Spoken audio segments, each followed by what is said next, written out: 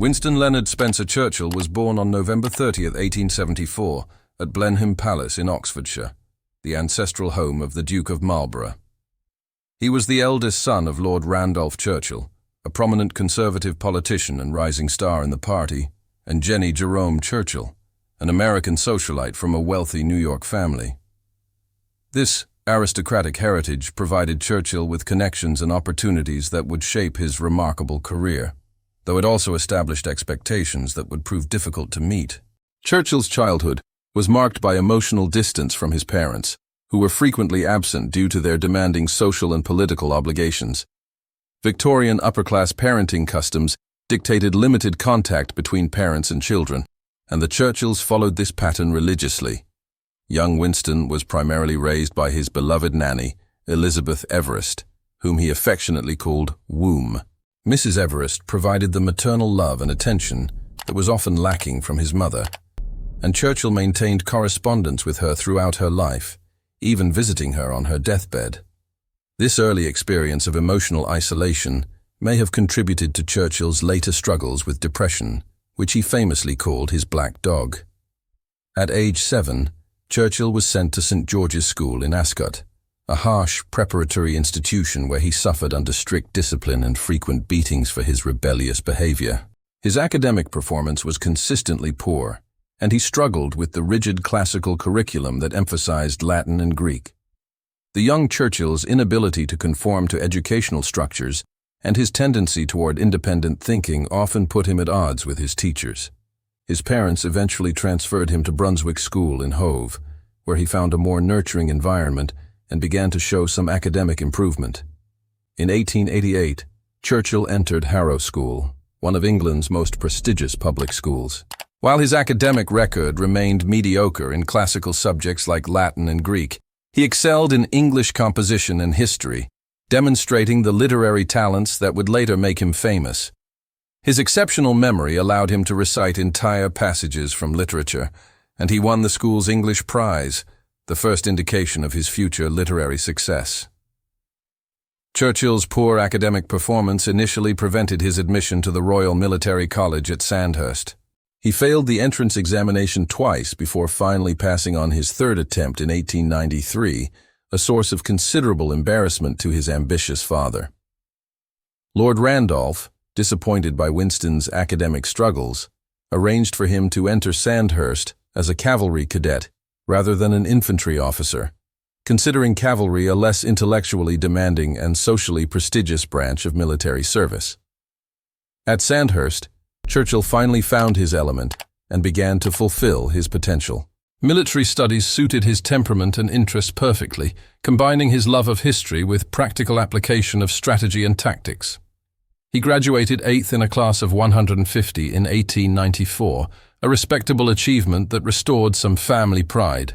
He was commissioned as a second lieutenant in the 4th Queen's Own Hussars, beginning a military career that would provide adventure, recognition, and valuable material for his future writing endeavors. Churchill's military service began during a period of relative peace in Europe, forcing him to seek action in colonial conflicts around the world.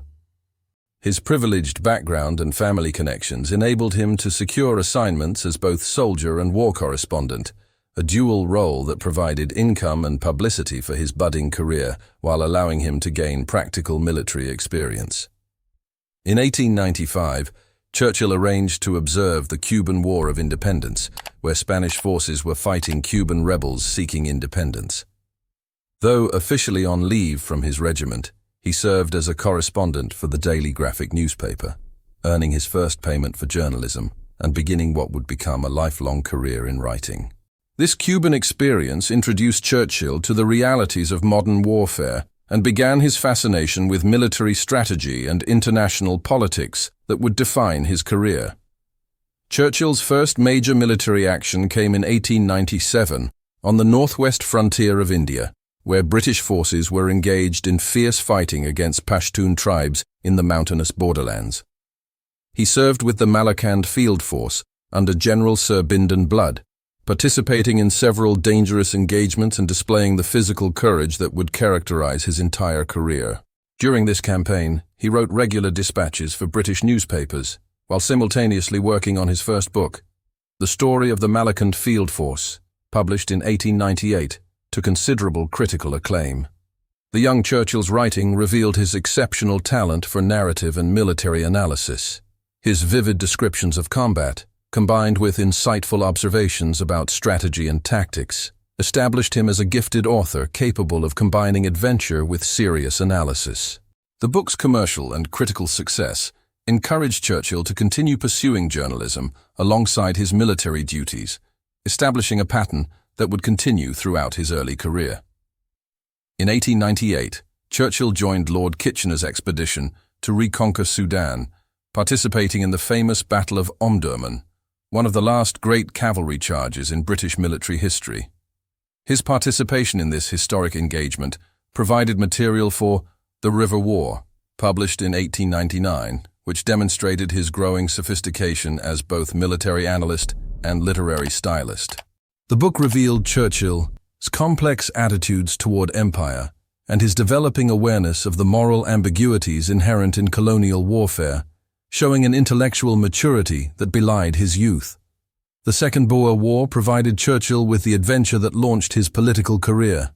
He served as a war correspondent for the Morning Post and was captured by Boer forces in November 1899. His dramatic escape from a prisoner of war camp in December 1899 made international headlines and transformed him into a celebrity. The escape involved scaling a prison wall and traveling hundreds of miles through enemy territory to reach safety. Upon returning to England, Churchill leveraged his fame to win election to Parliament as a Conservative candidate for Oldham in 1900. At age 25, he entered the House of Commons, beginning a political career spanning over 6 decades. Churchill's early parliamentary years were marked by fierce independence and considerable controversy that would characterize his entire political career. Though elected as a Conservative in 1900, he increasingly found himself at odds with party policies, particularly regarding free trade, social reform, and military spending. His speeches demonstrated exceptional oratorical skills, though he had to overcome a slight lisp and occasional stammering through constant practice and determination. In 1904, Churchill shocked the political establishment by crossing the floor to join the Liberal Party, citing his support for free trade and opposition to conservative protectionism. This dramatic defection earned him lasting enmity from many conservatives, who viewed him as an opportunistic turncoat, willing to sacrifice party loyalty for personal advancement. However, Churchill's political instincts proved sound, as the Liberals achieved a landslide victory in the 1906 general election. Under Liberal leadership, Churchill advanced rapidly through ministerial ranks, holding several important positions that provided valuable administrative experience. As Under-Secretary of State for the Colonies, 1905-1908, he worked extensively on South African reconstruction following the Boer War, developing expertise in imperial administration. His promotion to President of the Board of Trade in 1908 made him the youngest cabinet member since 1792, reflecting both his abilities and the Liberal leadership's confidence in his potential. In 1908, Churchill married Clementine Hosier, an intelligent and strong-willed woman from a respectable but financially modest family. Their courtship had been brief but intense, and their marriage proved to be one of the great political partnerships of the era. Clementine became Churchill's lifelong advisor, confidant, and occasional critic, providing emotional stability and political wisdom throughout his tumultuous career. Her social skills and political instincts perfectly complemented Churchill's ambitions, and she often served as his connection to public opinion when his judgment faltered. As Home Secretary, 1910-1911, Churchill faced significant domestic challenges that tested his administrative skills and political judgment. He dealt with major labor strikes, suffragette protests, and social unrest that reflected the changing dynamics of British society. His controversial handling of the Tony Pandy riots in Wales, where he deployed troops to support police, earned him lasting hostility from the Labour movement.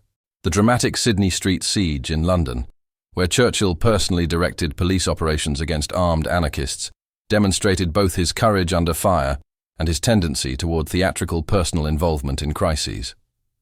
Churchill's appointment as First Lord of the Admiralty in 1911 fulfilled his lifelong fascination with naval power and military strategy. positioning him at the center of Britain's military preparations for the approaching World War. He threw himself into modernizing the Royal Navy with characteristic energy, overseeing the crucial transition from coal to oil power, promoting the revolutionary development of naval aviation, and ensuring that Britain's naval forces would be prepared for the unprecedented challenges of modern warfare. When World War I began in August 1914, Churchill's preparations proved their worth, as Britain achieved immediate naval supremacy. His strategic vision and boundless energy were crucial during the early war effort, particularly in maintaining the naval blockade of Germany that would prove decisive in the conflict's outcome. However, his restless search for alternative strategies and impatience with the stalemate on the Western Front would soon lead to his greatest political disaster. Churchill conceived and passionately championed the Dardanelles Campaign of 1915, an ambitious plan aimed at opening a sea route to Russia through the Ottoman Empire. He believed this strategy could knock Turkey out of the war, open vital communication with Russia, and potentially create a new front that would break the deadlock in Europe. The plan involved coordinated naval bombardment, followed by amphibious landings on the Gallipoli Peninsula, supported by Australian, New Zealand, and British forces. The Gallipoli campaign became a catastrophic failure that would haunt Churchill for decades. Poor planning, inadequate intelligence, and fierce Turkish resistance led to a bloody stalemate lasting 8 months. Over 250,000 Allied casualties resulted from Churchill's strategic miscalculation, including devastating losses among Australian and New Zealand forces that created lasting resentment toward British leadership. The disaster destroyed Churchill's political reputation and led to his resignation from the Admiralty in May 1915, marking what many considered the end of his political career. Following his resignation, Churchill served briefly on the Western Front before returning to Parliament in 1917. He held various positions, including Minister of Munitions and Chancellor of the Exchequer, though his decision to return Britain to the gold standard proved economically disastrous. The 1929 Conservative defeat began Churchill's wilderness years, during which he held no government office but became increasingly concerned about Nazi Germany. While most politicians favored appeasement, Churchill consistently warned about German rearmament and Hitler's territorial ambitions. His warnings were initially dismissed as warmongering. When Germany invaded Poland in September 1939, Churchill returned as First Lord of the Admiralty. On May 10, 1940, he became Prime Minister as Nazi forces swept across Europe. At 65, Churchill finally achieved the position for which his entire career had prepared him. Churchill's wartime leadership transformed him into an iconic symbol of resistance. His speeches, including "We shall fight on the beaches," rallied British morale during the Battle of Britain. His strategic vision extended beyond survival. He worked tirelessly to bring America into the war, developing a crucial partnership with President Roosevelt. The Japanese attack on Pearl Harbor in December 1941 brought America fully into the conflict, fulfilling Churchill's strategic hopes. He understood that American industrial capacity made Allied victory inevitable, though the path would be long and costly. Despite leading Britain to victory, Churchill suffered electoral defeat in July 1945. Out of office, he delivered his famous Iron Curtain speech in Missouri in 1946, warning about Soviet expansion in Eastern Europe and defining the emerging Cold War. Churchill's 6-volume memoir, The Second World War, published between 1948 and 1953, became both a historical masterpiece and financial success. The work earned him the Nobel Prize in Literature in 1953 for his mastery of historical description and brilliant oratory. Churchill returned as Prime Minister in 1951 at age 76, though his second tenure was less successful due to declining health and Britain's reduced post-war status. He retired as Prime Minister in 1955, but remained in Parliament until 1964. Churchill's final years were marked by painting, writing, and entertaining at his home, Chartwell.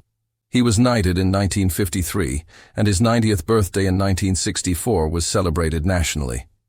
Winston Churchill died on January 24, 1965, at age 90, receiving a state funeral attended by representatives from 112 nations.